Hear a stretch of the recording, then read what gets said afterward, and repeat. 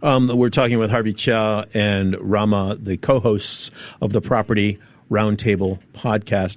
Raama, just to clarify, landed property can be anything from a terrace house to a good class bungalow. Is that correct? That's right. Yeah. And anything else that I'm missing out of that? Like you mentioned earlier, black and whites. Black and whites. Different class as well. Yeah. Mm-hmm. What's the hot segment of the market right now in terms of landed properties? Is there a segment of that that's moving? This is a debate we have in the podcast every time. It's between Perfect. The viewers and us. So of course everyone likes to have the bigger one, which is the semi-D or the detached house, right? Yeah.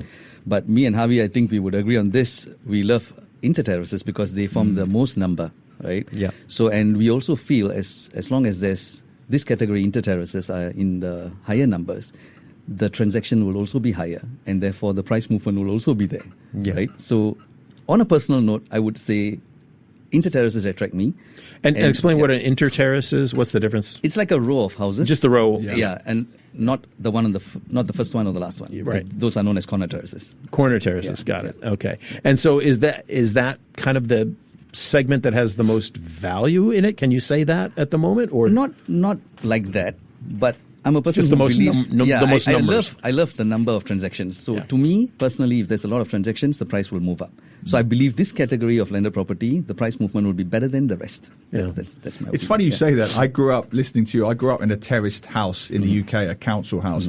And when we was a kid, my mum used to say it was posh, atas, because we had an end of terrace. The price was the same. It was just luck. Does that apply here? The position of a terraced house within the street will affect the value if it's end of terrace, middle of terrace? I think in Singapore, because of the lack of the scarcity factor, right? That's only about 73,000 landed homes in Singapore.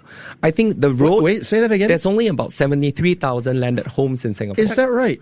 Across all of those categories? Yes, across all of those categories. That's not many. That's not many. And therefore... Therefore, I think it's more important where your house is situated, like which district it is. Of course. Which road it's on. But of course, on the same street, let's say if it's like it's an undulating terrain. Obviously, if you're seated on a more elevated ground, there would be more premium to that versus something that's found below road level, for example. So I think to your question, I think, yes, it does matter. But if it's just the same row on the same terrain, I think front or back, I think it's pretty much the same. I think every property is like an art piece. It's like a canvas. The land is the canvas. And then everyone builds upon it. So everything is unique in its own way. So you can see two units in the same street. One will look better than the other because why they decided to paint it differently. They call it curb appeal, right? Curb that's appeal, what we call it in the U.S. anyway. I don't know. Correct. Yeah. Same. Yeah. Visually, like it sells, right? Right. Yeah. And what interests me with the terraced houses is that, yes, of course, there are many downtown and everything, but they're in Sengkang, they're in Punggol, they're in Hougang, they're around Jalan Kayu. People don't often realize that there are a lot of decent terraced houses in traditional neighborhoods, what we would call the heartlands. Yes. Are those popular, and does their value change? Actually, it is popular. I think, in fact, for people who are in the heartlands, aspirationally, when they look at buying landed, if they don't know the island well enough, they aspire to buy something like this. For example, if I drive by in their area. Correct, because if I drive by that area, I'm very familiar. For example, if I stay in Hougang, I would drive by, say, Kovan, and I say, oh, that's where I want to be. Right? If I'm in the East Coast, I look at Opera Estate. I say, oh, when I grow up, I want to be here. So I think they are as popular as the buyer who wants to buy in that area that he's familiar with.